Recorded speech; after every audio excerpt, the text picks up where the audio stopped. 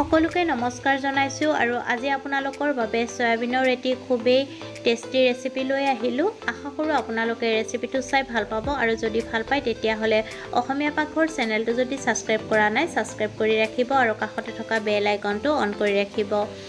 আহক ৰেচিপিটোৰ মাজলৈ যাওঁ। কেৰাহী এটা গৰম হ'বলৈ দি তাত পানী আৰু জোখমতে নিমখ দি সয়াবিন একাপ দি দিব আৰু একেলগতে পিয়াজ 3টা দি দিব।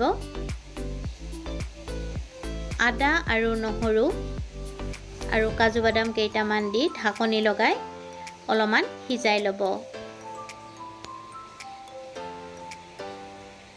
এয়া সয়াবিন, পিয়াজ, আদা, নহৰু আৰু কাজুখিনি সিজাই লোৱা হৈছে। এতিয়া গেছৰ জুই নুমুৱাই পিয়াজখিনি, আদা, নহৰু আৰু কাজুখিনি আঁতৰাই ল'ব আৰু প্ৰথমতে মিক্সি জাৰত সিজাই লোৱা পিয়াজ, আদা, নহৰু আৰু কাজুখিনি পেষ্ট বনাই ল'ব লাগিব আৰু সয়াবিনখিনিও ভালকৈ ধুই ল'ব।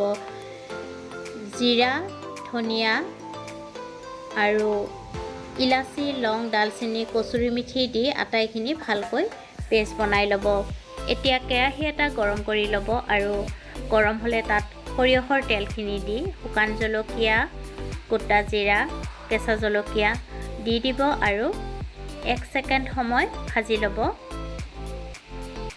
এতিয়া তাত বনাই লোৱা কাজু, পিয়াজ, আদা, নহৰু, জিৰা আটাইখিনি পেষ্টখিনি দি দিব আৰু তাৰ পিছত লৰাই 2 পৰা 3 মিনিট সময় ভাজি লোৱাৰ পিছত সয়াবিনখিনি দি দিব আৰু সয়াবিনখিনি দিয়াৰ পিছতো 5 মিনিটমান সময় লৰাই ভাজি ল'ব। সোৱাদমতে নিমখ দিব আৰু তাৰ পিছত ভালকৈ মিহলাই ল'ব আৰু অলপমান চেনিও দি দিব। তাৰ পিছত ভালকৈ পুনৰ 2-3 মিনিট ভজাৰ পিছত তাত মিক্সি জাৰটো আখলি পানী দি দিব আৰু লগতে অলপমান পানী দি ভালকৈ মিহলাই ল'ব আৰু ঢাকনি লগাই 10 মিনিটমান সময় গেছৰ জুই সিমত ৰাখি উতলিবলৈ দিব।